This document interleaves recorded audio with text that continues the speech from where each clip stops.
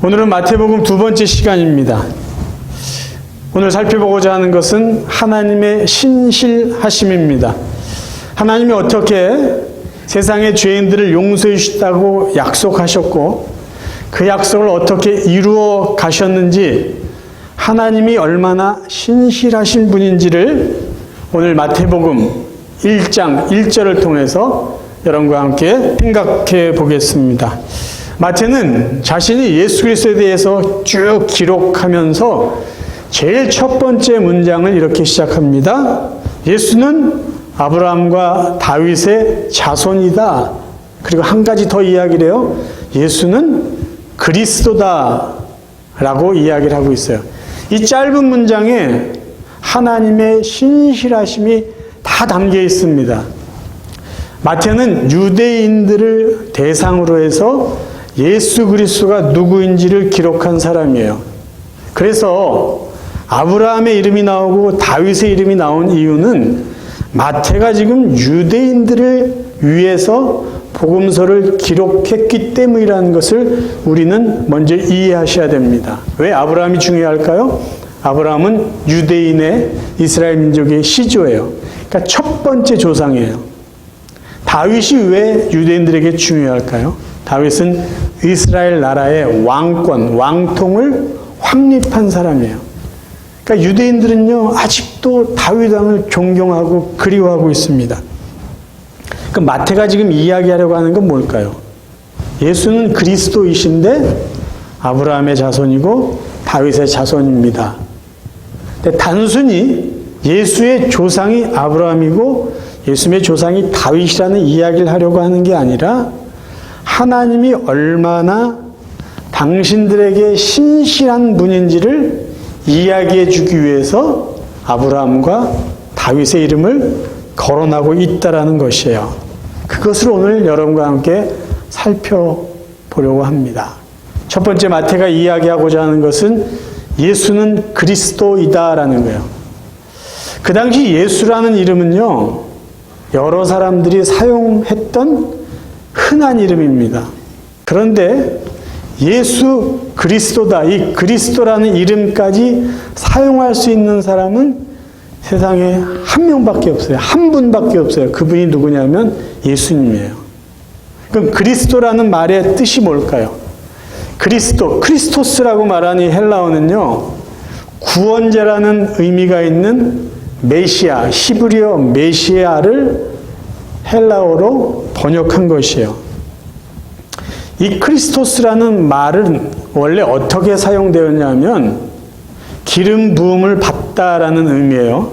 그래서 하나님께서 특별한 일을 맡기려는 사람들을 선택하셔서 그들에게 기름을 부으면서 내가 너에게 특별한 임무를 맡기겠다 할 때 기름을 부을 때 기름 부음을 받은 사람, 이게 크리스토스입니다. 이게 메시아의 정확한 의미예요.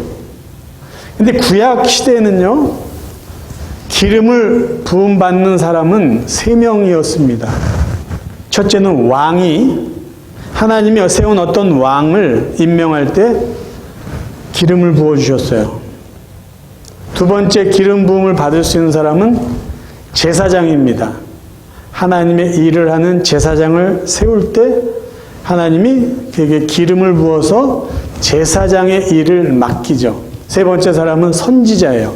하나님의 말씀을 듣고 하나님의 말씀을 전하고 가르치시는 사람, 그 사람을 하나님이 세울 때 그에게 기름을 부어서 그 사명을 감당하게 하십니다. 그러면 예수는 그리스도다라는 이 말에 어떤 의미가 있냐 하면 예수가 누구인지를 알 수 있고요. 예수가 무엇을 하는 사람인지를 그리스도라는 이 이름을 통해서 알 수 있습니다. 그냥 크게 생각할 때 예수는 그리스도, 예수는 구원자야, 이렇게 우리가 이해할 수 있지만 좀 더 구체적으로 본다면 예수는 왕이시고 예수는 제사장이시고 예수님은 선지자다라는 그 의미가 내포되어 있습니다. 예수는 세상의 창조주이시고 만왕의 왕이신 분입니다. 이게 예수는 그리스도의 의미 속에 담겨 있고요. 예수는 인간을 하나님께로 이끌어가고 더 나아가 자신이 친히 화목제물이 되어서 인간의 죄를 용서해 주시고 인간이제 하나님 앞에 담대히 나갈 수 있는 길을 열어주신 분이다. 제사장 중에 제사장이다라는 의미가 담겨 있고, 예수가 그리스도다라는 의미에는요, 예수는 하나님의 말씀을 가지시고 사람들에게 말씀하시고 하나님의 말씀을 가르치시는 분이다라는 의미가 담겨 있습니다. 그러니까 지금 마태가 예수는 그리스도입니다라고 이야기하는 것에는요, 정말 굉장한 의미가 담겨 있어요. 그것을 지금 마태는 먼저 말하고 있는 것입니다. 실제적으로 초대교회 당시에요, 지도자들은요, 예수가 그리스도라는 이 사실을 매일 가르쳤습니다. 매일. 그리고 이 사실을 전도했어요. 사도행전 5장 42절을 한번 읽어드리겠습니다.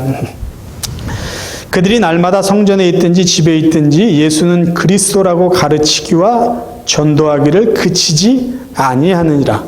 자, 예수가 그리스도라는 사실은요, 모두가 알아야 되는 사실이에요. 그래서 지도자들이 그것을 가르칩니다. 성전에 있든지 집에 있든지. 왜요? 예수가 그리스도라는 이 고백 속에 우리의 믿음이 담겨 있고 우리가 구원받을 수 있는 믿음의 고백이기 때문이에요. 전도해야 될 내용도 그거예요. 복음이 뭡니까? 예수는 그리스도입니다. 그것이 오늘 이 시대를 살아가는 저희들도 알아야 되고 믿어야 되고 고백해야 되고 전해야 될 내용입니다.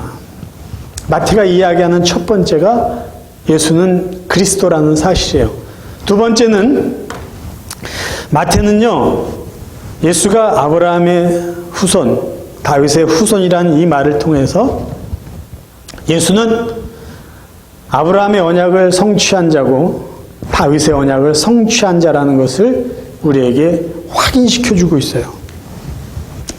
좀 자세히 보겠습니다. 아브라함 언약의 성취자인 예수 그리스도. 아브라함의 언약이 어디에 나와 있냐면요, 창세기 12장에 나와 있어요. 하나님께서 아브라함을 부르십니다. 그리고 그에게 약속을 하세요. 무슨 약속일까요? 그게 바로 하나님의 언약인데요. 창세기 12장 1절부터 3절 제가 읽어드리겠습니다. 여호와께서 아브라함에게 이르시되 너는 너의 고향과 친척과 아버지의 집을 떠나 내가 네게 보여줄 땅으로 가라. 내가 너로 큰 민족을 이루고 네게 복을 주어 내 이름을 창대하게 하리니 너는 복이 될지라. 너를 축복하는 자에게는 내가 복을 내리고 너를 저주하는 자에게는 내가 저주하리니 땅의 모든 족속이 너로 말미암아 복을 얻을 것이라 하신지라. 하나님께서 아브라함에게 약속하신 이 언약의 핵심은 두 가지예요. 첫 번째는요, 2절 뒷부분에 있습니다. 아브라함을 복이 되게 하겠다는 거예요. 쉽게 말하면 아브라함에게 복을 주시겠다는 거예요. 두 번째는요, 3절 뒷부분에 있어요. 땅의 모든 족속이 너로 말미암아 복을 얻을 것이다라는 거예요. 그러니까 하나님의 언약은 아브라함을 축복하고 아브라함의 복을 통해서 땅의 모든 사람들이 복받게 해주시겠다는 거예요. 이 하나님이 아브라함에 주신 언약이요, 창세기 22장에 가면 재차 확인이 됩니다. 아브라함이 아들 이삭을 하나님의 말씀대로 하나님께 제사로 드리려고 하는 그 순종하는 아브라함의 믿음을 보시고 하나님이 아브라함에게 약속하신 언약을 다시 확인해 주세요. 22장 16절부터입니다. 이르시되 여호와께서 이르시기를 내가 너를 가리켜 맹세하노니 내가 이같이 행하여 네 아들 네 독자도 아끼지 아니하였은즉 내가 너에게 큰 복을 주고 내 씨가 크게 번성하여 하늘의 별과 같고 바닷가의 모래와 같게 하리니 내 씨가 그 대적의 성문을 차지하리라. 또 내 씨로 말미암아 천하 만민이 복을 받으리니 이는 내가 나의 말을 준행하였음이니라 하셨다니라. 여기서 우리가 확인해야 될 게 있어요. 재차 확인해 주시는 하나님의 말씀에는요, 17절에는 아브라함의 후손들, 복수로 표현됐어요. 그러니까 아브라함에게 후손들이 얼마나 많아요. 그 후손들을 번성케 하겠다. 후손들을 축복해 주겠다라는 말씀하시면서 18절에 가면요. 또 너의 씨, 단수로 표현되어 있습니다. 단수. 너의 후손들이 아니라 너의 후손. 어떤 한 명을 이야기하고 있어요. 그 특별한 한 후손을 통해서 천하 만민이 복을 받으리라 라고 말씀합니다. 이 한 명이 누구일까요? 이 한 명이 바로 예수 그리스도다라는 거예요. 이것을요, 사도 바울이 복음을 전할 때 하나님이 아브라함에게 하셨던 그 언약을 인용하면서 이 한 명을 예수다라고 이야기를 해주고 있어요. 갈라디아 3장 16절입니다. 이 약속들은 아브라함과 그 자손에게 말씀하신 것인데 여럿을 가리켜 그 자손들이라 하지 아니하고 오직 한 사람을 가리켜 내 자손이라 하셨으니 곧 그리스도라.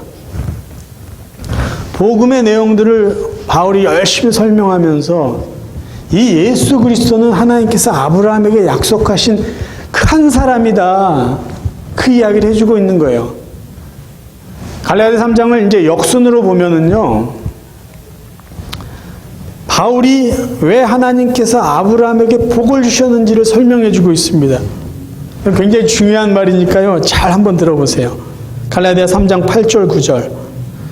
또 하나님이 이방을 믿음으로 말미암아 의로 정하실 것을 성경이 미리 알고 먼저 아브라함에게 복음을 전하되 모든 이방인이 너로 말미암아 복을 받으리라 하였느니라. 그러므로 믿음으로 말미암은 자는 믿음이 있는 아브라함과 함께 복을 받느니라. 갈라디아에서는요, 하나님이 아브라함을 부르시고 복이 되게 하셨다는 것을요, 복음을 전했다 이렇게 표현하고 있어요. 복은 복이죠, 그렇죠? 그리고 모든 이방이 너로 말미암아 복을 받으리라. 이 말은요, 9절에 설명이 있는데 그게 뭐냐면 아브라함이 하나님께 의롭다라고 여김받은 게 아브라함의 믿음입니다. 그게 창세기 15장 7절에 나와 있어요. 그렇죠? 그래서 이방 사람들도 아브라함처럼 하나님을 믿으면 아브라함이 복을 받은 것처럼 믿음으로 인해서 구원의 복을 받는다라는 말씀이에요. 그 샘플을 하나님은 아브라함에게 미리 보여주신 거예요. 그러면 그 믿음으로의 대상이 누구일까요? 자, 갈라디아 3장 14절에 나와 있어요. 이는 그리스도 예수 안에서 아브라함의 복이 이방인에게 미치게 하고 또 우리로 하여금 믿음으로 말미암아 성령의 약속을 받게 하려 함이라. 그러니까 예수 그리스도는 하나님께서 아브라함을 통해서 천하 모든 사람들을 구원하게 하실 그 구원자다라는 것이에요. 아브라함에게 약속하신 천하 만민이 복받을 것이라는 그 약속을 하나님이 누구를 통해서 완성해 주셨는가? 한 사람, 아브라함의 후손 중에 단 한 사람, 예수 그리스도를 통해서 하나님이 아브라함에게 약속하신 그 언약을 마침내 이루어 주셨다. 그것을 지금 이야기하고 있습니다. 그러니까 마태가 예수는 아브라함의 후손입니다. 이 말 한마디에 이 모든 것을 지금 다 담고 있는 거예요. 그 이야기를 조금 더 풀어서 이야기하려고 누구는 누구를 낳고 해서 결국은 예수 그리스도가 이 땅에 태어났다라는, 그분이 태어나셔서 무엇을 했는지를 복음서를 통해서 마태는 설명해 주고 있는 것입니다. 두 번째, 예수 그리스도는요, 예수는 그리스도인데 그분은 다윗 언약의 성취자다라는 것을 말해주고 있습니다. 다윗 언약은 어디에 나올까요? 사무엘하 7장에 나와 있어요. 이 다윗 언약은 하나님께서 나단 선지자를 통해서 다윗에게 말씀해 주신 약속이에요.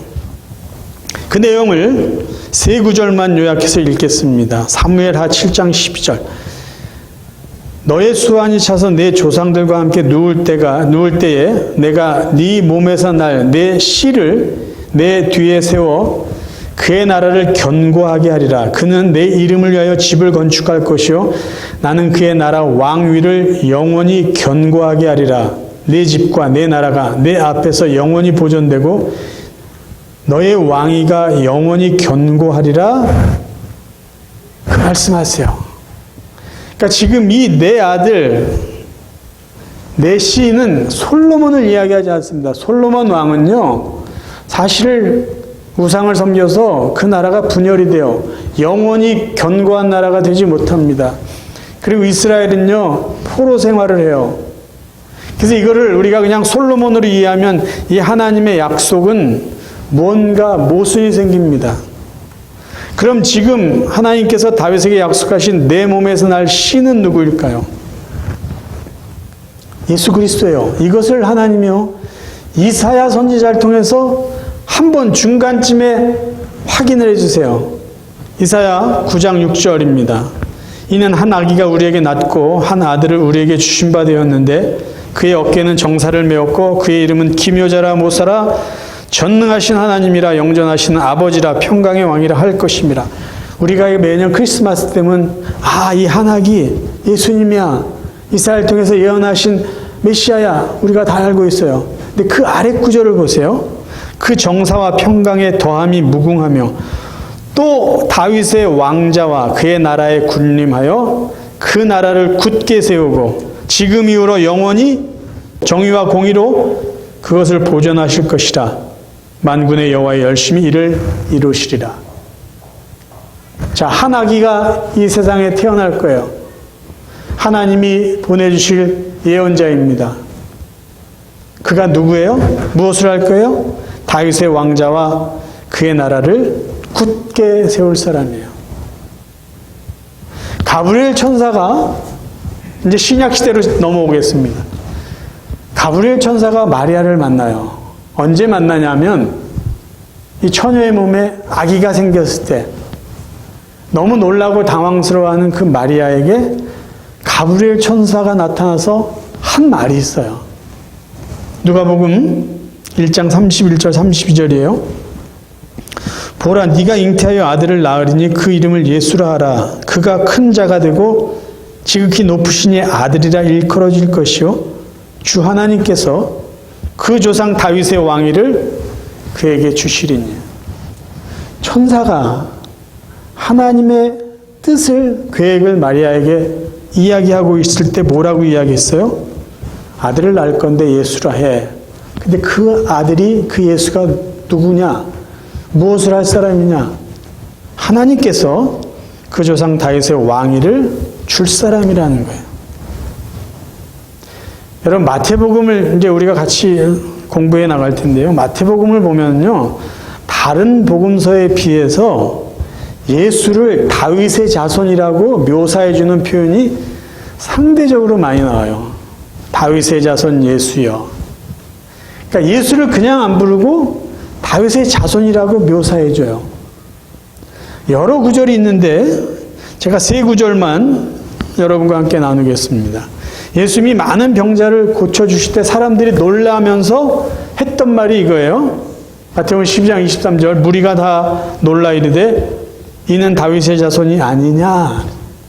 그러니까 유대인들이 갖고 있었던 메시아의 기대감이 늘 있었어요. 그러니까 놀라운 일을 행하는 예수를 보고 그들이 저 사람 하나님이 다윗에게 약속한 그 일을 이룰 다윗의 자손 아니야? 이런 식으로 이야기하는 거예요. 놀라운 게 하나 더 있어요. 마태복음 15장에 보면 가나안 여자, 유대인이 아니에요. 이 여자가요 이렇게 말해요. 가나안 여자 하나가 그 지경에서 나와서 소리질러 이르되 주 다윗의 자손이여 나를 불쌍히 여기소서 내 딸이 흉악하게 귀신 들렸나이다.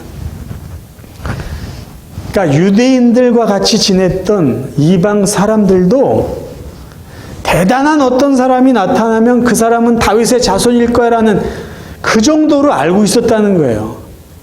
그러니까 얼마나 그 시대 사람들이 메시아를 기다렸을까요? 그리스도를 기다렸을까라는 것을 우리가 알 수 있는 대목입니다. 또 하나요. 마태복음 21장 예수님이 이제 예루살렘 성에 입성하시는 그 장면에 많은 사람들이 모여서 팜추리 들고 못을 흔들면서 난리가 났었잖아요. 그때 그 사람들이 외친 그 구호가 있어요. 그게 뭐냐면요, 다윗의 자손이요, 이거예요. 마태복음 21장 9절, 앞에서 가고 뒤에서 따르는 무리가 소리 높여 이르되 호산나 다윗의 자손이여 찬송하리로다.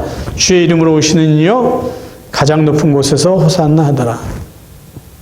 그러니까 예수를 사람들이 어떤 기대감을 갖고 불렀냐면요, 다윗의 자손이에요. 다윗의 자손. 이 말은 하나님이 다윗에게 약속하신 그 언약을 이루실 분이 바로 저분이다라는 의미죠. 사도 바울이 비시디 안디옥 교회에서 설교할 때도요, 예수는 다윗의 언약을 성취한 사람이라는 의미로 이렇게 설교를 합니다. 다윗을 왕으로 세우시고 증언하여 이르시되 내가 이새의 아들 다윗을 만나니 내 마음에 맞는 사람이라 내 뜻을 다 이루리라 하시더니 하나님이 약속하신 대로 이 사람의 후손에서 이스라엘을 위하여 구주를 세우셨으니 곧 예수라. 하나님이 다윗을 참 마음에 들어 했어요. 그리고 그에게 언약을 하셨죠. 그리고 약속하신 대로 그 사람의 후손을 통해서 하나님은 이스라엘의 왕위를 견고히 하시고 이스라엘 백성들을 세계 만민을 구원하셨어요. 그가 누구냐? 예수라는 말이에요. 예수.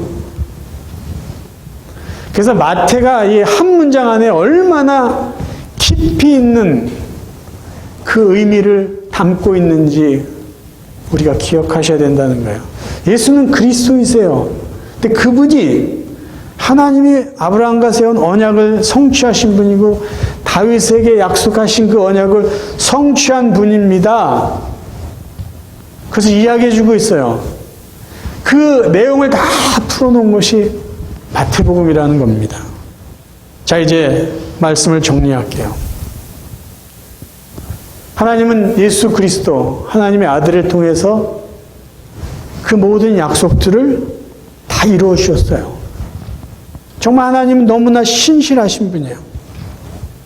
그러니까 내가 세상을 구원하겠다.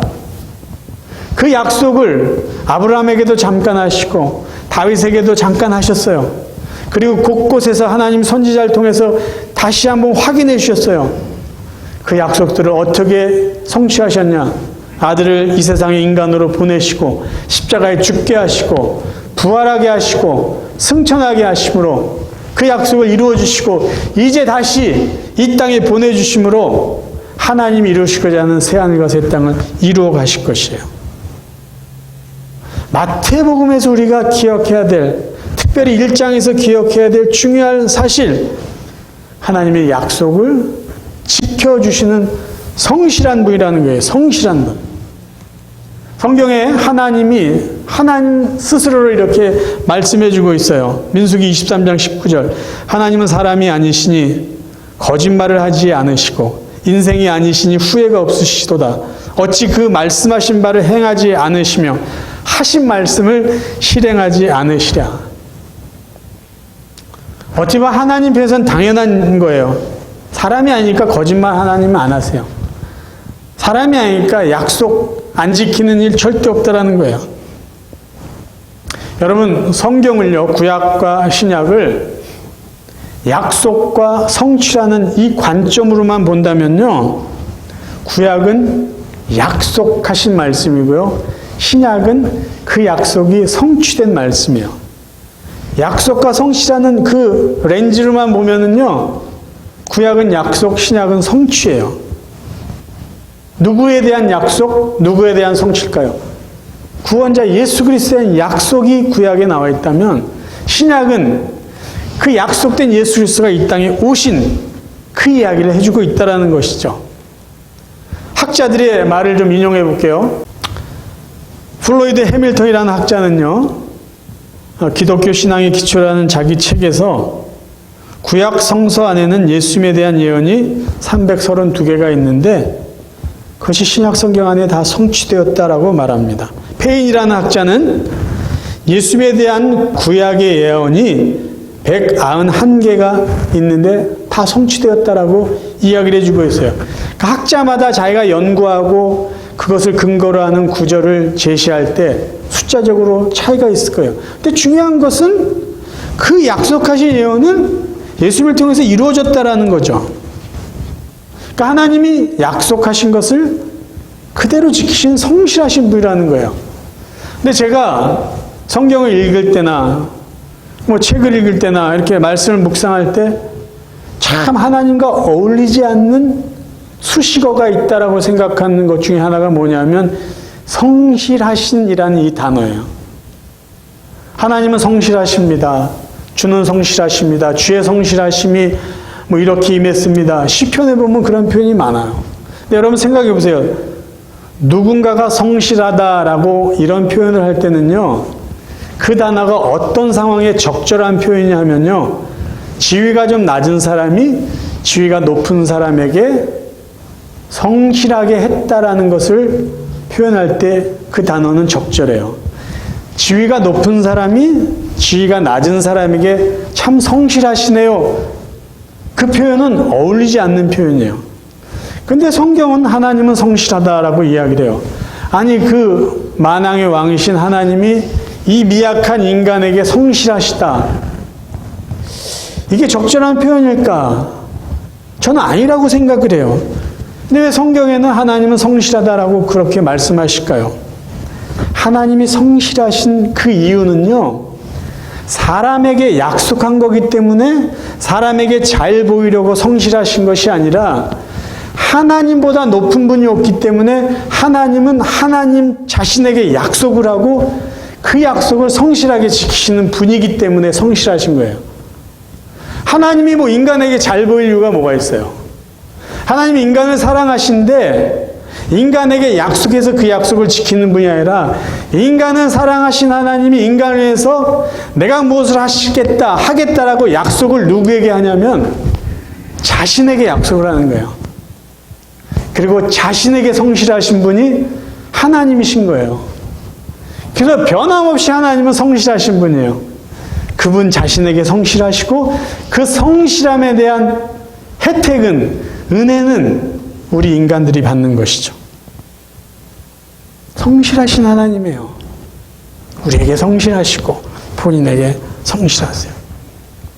그러면 우리가 이런 하나님의 성실하심, 신실하심을 믿는다면 하나님이신 예수께서 우리에게 약속하신 그 약속에 대해서도 성실하시지 않겠어요? 그 약속을 지켜주시지 않겠어요?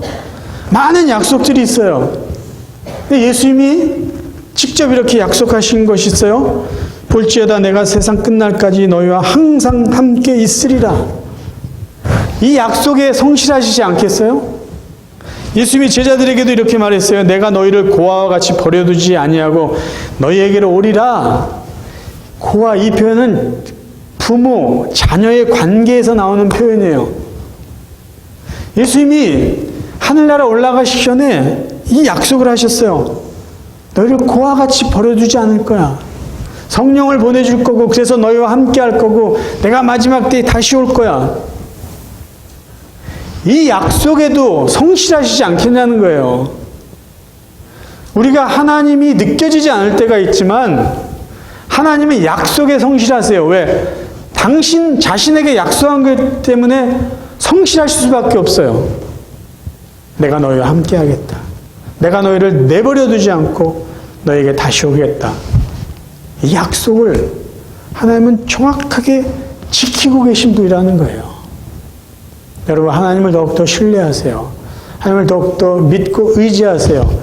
약속을 정확히 지키신 하나님이세요.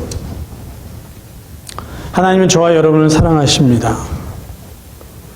하나님이 우리에게 약속하신 것들이 있어요. 하나님은 그 약속에 성실하신 분이에요. 그 하나님을 믿으시고 이제 여러분의 남은 삶을 때마다 복 주시고 때마다 순간마다 우리와 함께 하시고 우리에게 그 약속을 정확히 어김없이 지키시는 성실한 하나님께 늘 감사하면서 다시 오실 주님을 우리가 믿음으로 기다리면서 이 남은 삶을 살아갈 수 있는 저와 여러분 되시기를 주님의 이름으로 축원합니다.